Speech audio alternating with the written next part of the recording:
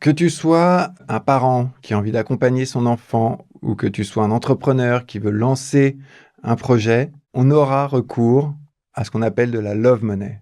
Il faut faire attention car c'est de l'argent, c'est pas un cadeau et il peut avoir des conséquences juridiques et fiscales et certains pièges à prendre en compte.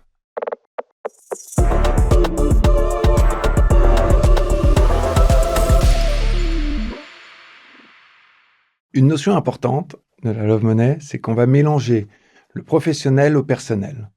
Dans tous les cas, la confiance c'est bien, mais un écrit c'est nécessaire.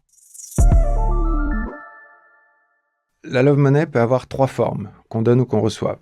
Ça peut être un prêt, un don ou un apport en capital. Il faut bien avoir en tête les limites de ces 3-là. Le prêt, tout le monde sait ce que c'est, on a une échéance, on a des intérêts et on a un remboursement in fine. Le don, il faut faire attention car il existe différentes formes de dons. Ça peut être une donation simple ou une donation partage. La donation partage va faire qu'on va figer la valeur donnée et qu'on ne réévaluera pas ce que seront devenus les 100, 1000 ou 10 000 qui vous ont été donnés. En revanche, une donation simple, en cas de succession des parents, on va retracer le montant donné et ce qu'il est devenu. Et du coup, ça peut créer un déséquilibre entre les deux enfants et celui qui aura fait fructifier son entreprise sera redevable d'une quote-part à son frère ou sœur. La troisième forme de la love money, ça va être l'entrée en capital. Et là, il faut bien avoir conscience que celui qui vous donne l'argent devient votre associé. C'est une notion qu'il faut avoir en tête et qu'il faut anticiper pour 2 raisons. 1, l'associé ne pourra pas récupérer son argent comme il le veut. Et 2, sur l'évolution de l'entreprise qu'a déjà vu où un fils avait démarré son entreprise avec un apport de ses parents. Et lorsqu'il a voulu vendre son entreprise, qui était valorisée plusieurs dizaines de millions d'euros, ils se sont aperçus qu'il était toujours à 50-50 avec ses parents.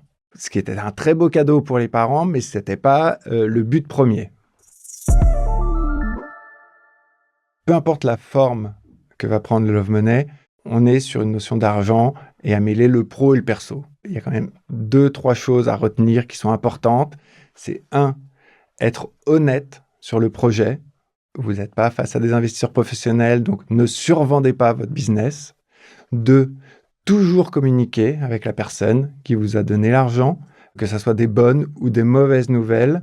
Et enfin, même si c'est un lien de confiance initialement, toujours avoir un écrit et formaliser l'opération. Vous l'aurez compris, quand on parle de love money, et peu importe la forme, le don, le prêt ou le capital, on parle d'un même amour, mais pas des mêmes conséquences.